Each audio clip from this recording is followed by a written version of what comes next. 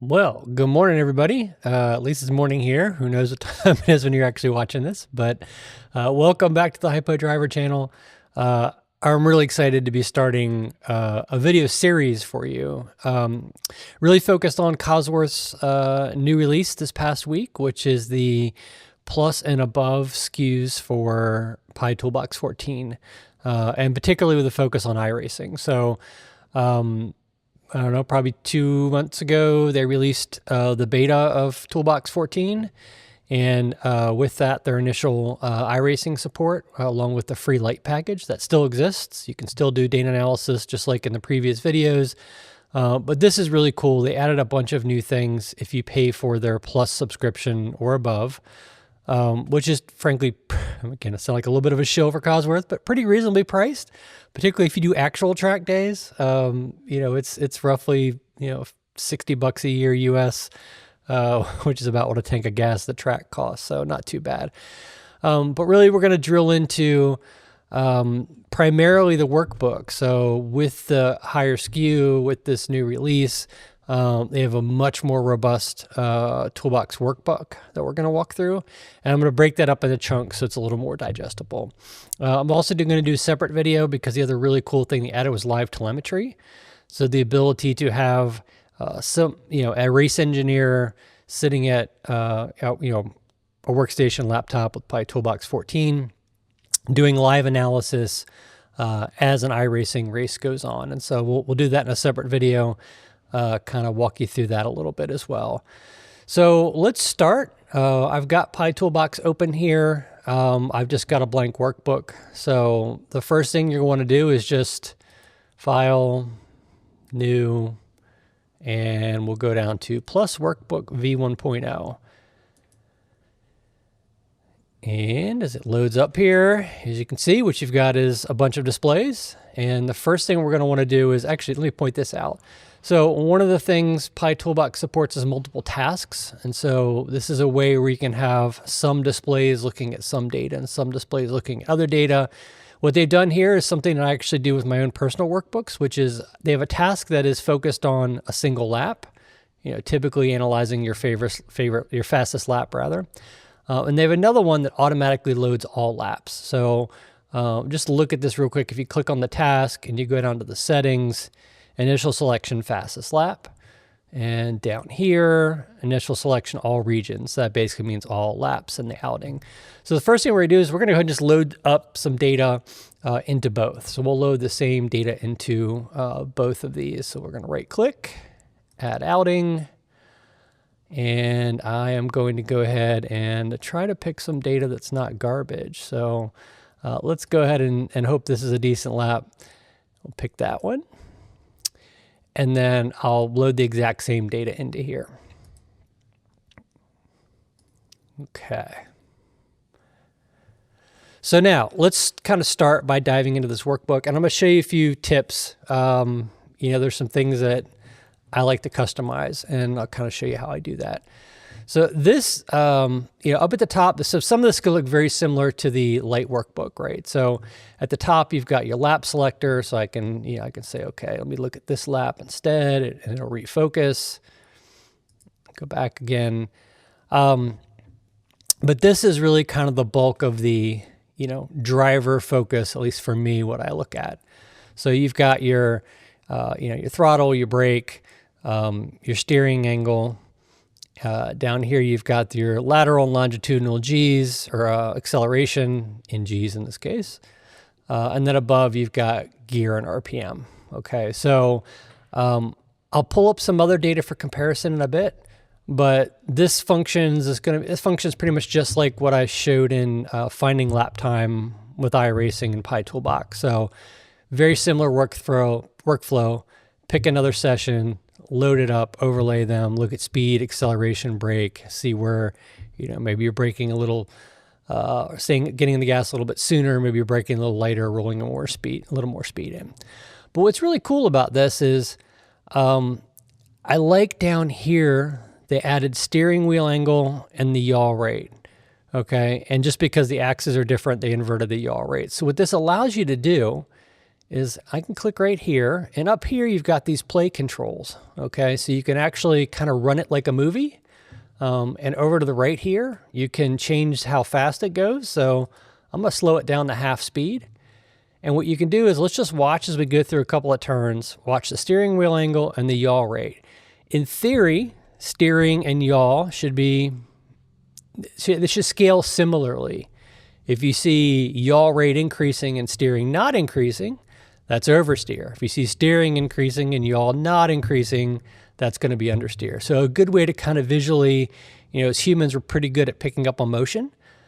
So a neat way to kind of look through your data and say, oh, why is that happening, right? Because it's sometimes easier to see it in the motion. So we're going to go ahead and hit play, and we'll just watch. So, we're coming into, this is VIR as always, coming into turn 1, and we're braking. And you see now we're turning in. You can kind of see there's a little bit of, I'm turning, but I'm not getting as much yaw rate. So what you're seeing there is understeer, and it's understeer as I'm going back to gas, which is kind of expected. So right then and there, that tells me, maybe I'm picking up the throttle too early in turn 1. So I'm going to pause right here. And one other thing I'm going to do, just because it's kind of a customization for me that makes things easier to see, I'm going to show you a couple tricks. So one is if you right click on a display and you go to layout and do show segments and splits, what you now get is straights and corners in red, straights in blue, and you get the actual layout of the track. In this case, this is one that was auto-generated by by Pi Toolbox from iRacing data. I tend to take them and customize them. Again, I've showed that in some other videos. And what I'll do here is actually, let's load up a map that's a little more indicative of iRacing just because it makes it easier. So map, load. I think a lot of these I've put up on hypodriver.com under the resources section. We'll go ahead and load that. So now it actually represents VIR. And we're going to actually also go off and let's see. Hang on a second. All right. Okay, so again, here we kind of see the delineation between the segments of the track. I'm going to do the same thing down here, load it as well, make sure I've got the same map in both places. All right, so that's kind of this display on the lower left, the steering angle and yaw. Good way to kind of watch your data play out and see what's happening. So very easy to spot things. Similarly, when you're in that mode, or when you're just looking at the data, we have here this kind of pedals bar. So brake percent, throttle percent, and coast time per lap. So again, you can kind of watch your data and say, is there a section where I'm just coasting too long? So let's, again, maybe see where, I don't know where a good place would be. Let's just go ahead and kind of pick up right about where we were. And we'll just hit play. And we could just watch that, that coast time per lap. And so here you can see the throttle trace going up, throttle trace going down, braking. And here you see a big section of coasting, right? So where was I coasting there? Let's watch it again, right in there. So basically, exiting turn 2, going to turn 3, I got a little section there where I'm not on the gas at all or not on the brakes at all. So that's probably an opportunity to stay in the gas a little bit longer, or maybe wait a little bit to brake. So again, something that's very easy to pick on, that you've got this motion. And the other thing I wanted to show you was customizing some of the data fields. So we'll show this a little more in some of the other tabs as well. But like here you can see by default, Cosworth sets their units to metric. I'm American. I'm sort of weird about what units I like. So I'm going to want to change something. So I'm going to click on this display, the one in the middle here. And what I'm going to do is hit Alt-3. And Alt-3 brings up your full channel list. I hit Alt-3 a second time. And now I get a list of just the channels that are in that display. Okay, so I'm going to click on speed. And on the lower left here, I'm going to make a change, which is I don't want it in kph. I would like it in miles per hour, please. So now it's changed so that my speed is in miles per hour. So this is just kind of a mental map thing. For me, it's just a little easier to kind of internalize without having to convert in my head kph to miles per hour. The rest of them, there's not really much to customize there. Kind of, RPM is RPM, and lateral and longitudinal acceleration and G's is fine. So let's maybe go to the next one. So this is useful primarily in a race where you have variable weather. So we'll go ahead and blow that up a bit. There's not much to see here, but you can see I've got air temp, track temp, fog level, precipitation. So it's all just the same right now. But notice this is looking at the entire race. So this gives me an ability to kind of look through my race and go, okay, when did it start raining? When did the track temp start dropping? When did it get foggy? So again, I've got things that I can use to kind of, as I'm looking through my data, understand its context, right? Like, why was I slower? Why was I faster? Was there some environmental reason? So that's super cool. Up on the right, I love these, again, these little buttons, because these, I don't know if you call them buttons, but these little kind of displays, if you will, these little light up things. Because again, if you're playing through the data, that give you that really quick kind of visual of what's going on, right? So I don't think I've got an off-track excursion in this particular bit of data, but you could play through it and literally see where you go from, being on track to off track, right? And again, here you can see things like from, when the racing starts, from when you're kind of doing the formation lap and such. So again, just nice visual references, allow you to quickly look through this, particularly useful if you're now looking at live data when we get to the live telemetry piece. And then over here, this was in the last one as well. This is the lap time compare. So what we're going to do here is load up another session. So I'm going to do Alt-1, and I am going to get back to this and do add outing. And I will pick, let's try this BMW GT4. Okay, so now you'll see the color change. They're going to change to match these. By the way, you can change those colors. Just click on the outing, go down to the lower, pick on the color. But by default, green and red are going to be the first two you get. And now I can see, going through my data, not only the delta time, but I also get the rate of change of the delta time. So this was something that I was doing in my own workshops. Again, great to see Cosworth pick my own workbooks. Great to see Cosworth pick this up. So lap time compare is literally a difference between the reference lap, which in this case is the Aston Martin, and the other lap you're comparing it to, which is the BMW. And you can see, for instance, here, there was a big change where, let's see, we can just zoom in. Let's actually see what's going on here.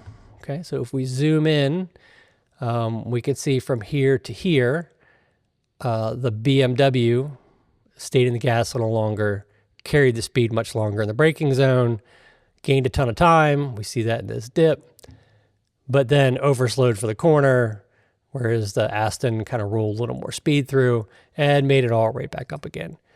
But the cool thing is I like this channel because it shows me rate of change. So when I see these big changes in this lower bar, this lower display, it clues me in that there's something that I did to look at. So again, here the data is pretty close. It's fairly consistent.